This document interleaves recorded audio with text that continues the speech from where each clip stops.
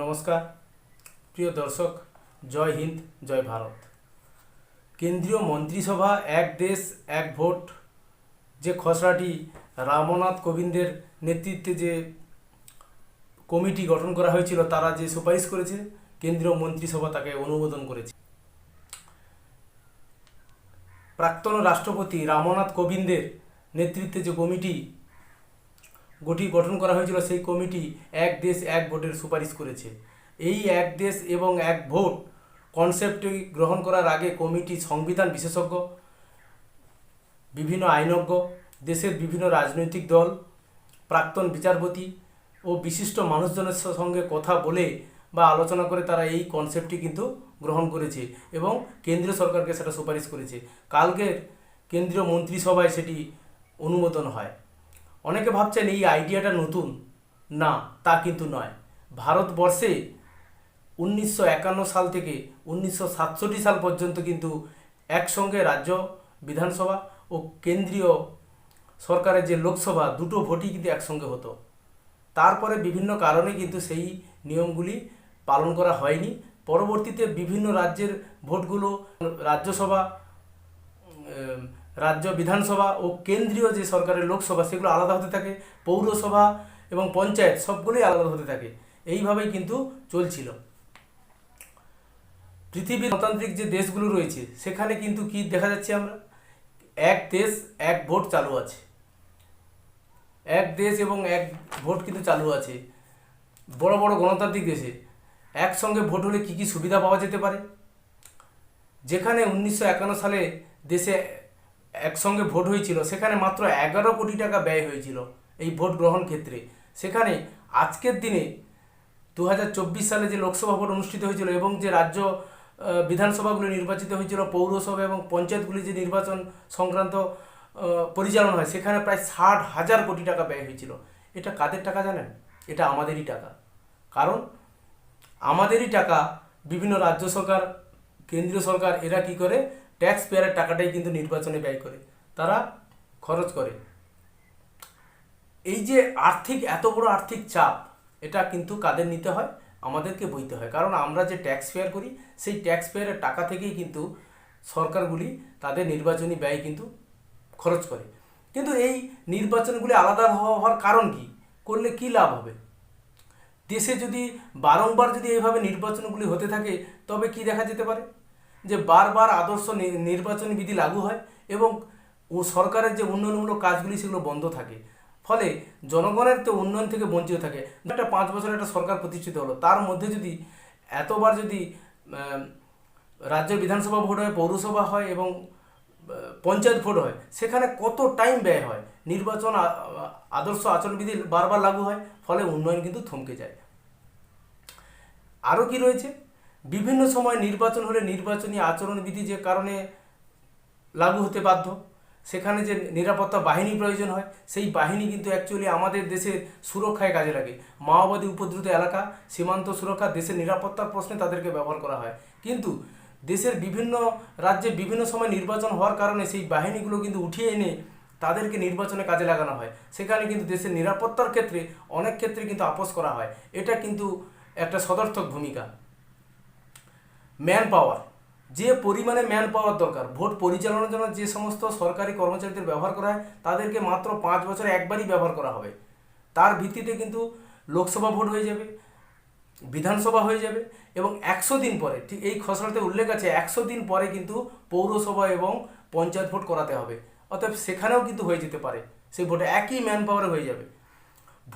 ভোটের স্বার্থে ভারতের মতো এই বহুদা বিভক্ত যে ভারতবর্ষ, বহু জাতি, বহু ধর্ম, এত মানুষজন নিয়ে ভারতবর্ষ তৈরি, সেখানে কিন্তু অনেক ক্ষেত্রে রাজনৈতিক দলগুলি ইচ্ছাকৃতই কিন্তু একটা ধর্মীয় বিভাজন বা মেরুকরণ করার চেষ্টা করে।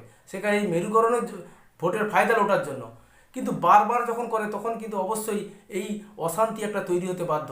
কিন্তু একসঙ্গে ভোট হলে 5 বছরে একবার মাত্র রাজনৈতিক দলগুলো সুযোগ পাবে এই ধরনের যে ধর্মীয় ভেদাভেদ, এক ধর্মের প্রতি আরেক ধর্মের অসহিষ্ণুতা কারণ তুলে ধরা বা বিষয়বস্তুকে তুলে ধরা, সেগুলো কিন্তু আর পারবে না, একবারই তুলে ধরবে। ফলে এই 5 বছরের মাত্র একবারই শুধু আদর্শ নির্বাচনী আচরণবিধি লাগু থাকবে। তারপরে সময়টা শুধু উন্নয়ন চলতে থাকবে, উন্নয়নটা থমকে থাকবে না। সর্বোপরি বিভিন্ন রাজ্যে, বিশেষত আমাদের রাজ্যে পশ্চিমবঙ্গে যে ভোটের যে ট্র্যাডিশান, লাস্ট পরে ঘর ছাড়া করা হয়, বাড়িঘর ভেঙে দেওয়া হয়, মানুষকে ভয় দেখানো, হিংসা এগোতে থাকে, ভয়, থ্রেট, এটা যেন একটা পশ্চিমবঙ্গে ভোট হলেই লাশ ছাড়া পশ্চিমবঙ্গে কোনো ভোটের বালাই নেই। মৃত্যু হবে, মানুষকে ঘর ছাড়তে বাধ্য করা হবে, যারা বাইরে কাজ করছে তাদেরকে জোরপূর্বক তার বাড়ির মানুষকে প্রেসার করে তাদেরকে ডেকে আনা হবে ভোটের জন্য।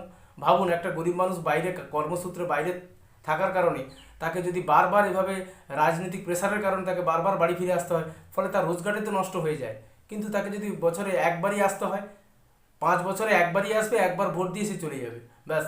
এবারে প্রত্যেকটা রাজ্যের বিধানসভাও গঠিত হয়ে যাবে, লোকসভাও তৈরি হয়ে যাবে, কর্পোরেশনও তৈরি হয়ে যাবে, পঞ্চায়েতও তৈরি হয়ে যাবে, একসঙ্গে সবগুলো হয়ে যাবে। খুব ভালো কনসেপ্ট। এই আইডিয়াই চললে ভারতের অনেক খরচ বাঁচবে, উন্নয়নও দুর্দান্তভাবে চলতে থাকবে। তবে কেন্দ্র সরকার যে কেন্দ্র সরকারকে এই খসড়া বিলকে কিন্তু আইনে পরিণত করতে গেলে রাজ্যসভা এবং লোকসভা থেকে অবশ্যই বিলটি কিন্তু পাস করাতে হবে। সরকার এই বিল কিভাবে পাস করবে সেদিকে অবশ্যই নজর থাকবে, কারণ আঞ্চলিক দলগুলো এখানে অস্তিত্বের সংকটে পড়তে পারে।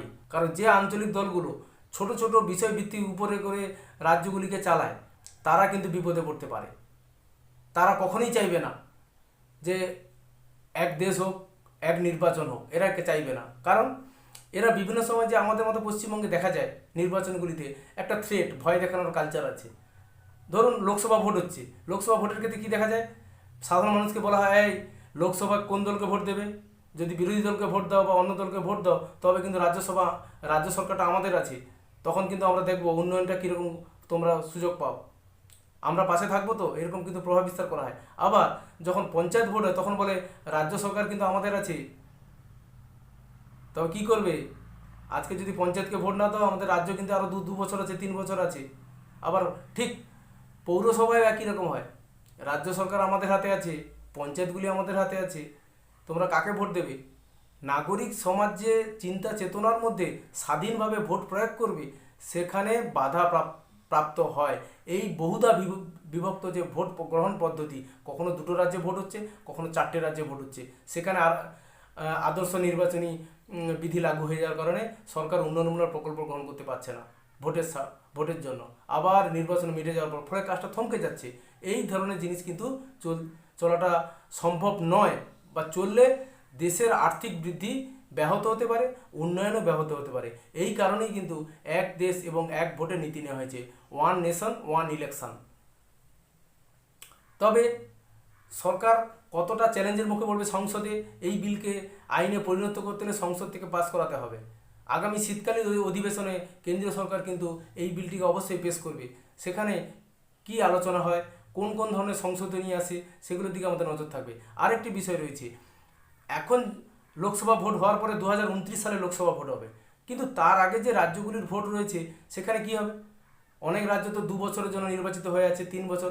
2029 সালে দেখা যাবে বিভিন্ন রাজ্যের এখনও টার্ম বাকি রয়েছে, 2 বছর, 3 বছর, 4 বছর করে বাকি থাকবে। তখন কি হবে? কিভাবে এই রাজ্যগুলিকে একসঙ্গে ভোট করানো যাবে? আমাদের পশ্চিমবঙ্গের ভোট তো 2026 সালে, সেখানে কি ঘটবে? 2026 সালে যদি ভোট হয় সেখানে কি ঘটতে পারে? সেখানে এটাকে কি করে 2029 সালে নিয়ে যাওয়া যাবে? তবে কি পশ্চিমবঙ্গের বিধানসভা নির্বাচন পিছিয়ে যাবে কেন্দ্রের ভোটে লোকসভা ভোটের সঙ্গে করার জন্য, বা কি? এগুলোও কিন্তু একটা আলোচনার আগামী দিনে উঠে আসবে এবং বিস্তৃত আলোচনা চলবে, সেদিকে আমাদের নজর থাকবে। অবশ্যই আমরা নজর রাখবো আগামী শীতকালীন অধিবেশনের দিকে, সেখানে সরকার পক্ষ কিভাবে এই বিলটাকে আইনে পরিণত করে বা রাজ্যসভা এবং লোকসভা থেকে পাস করাতে পারে, সেদিকে আমাদের নজর থাকবে। ধন্যবাদ।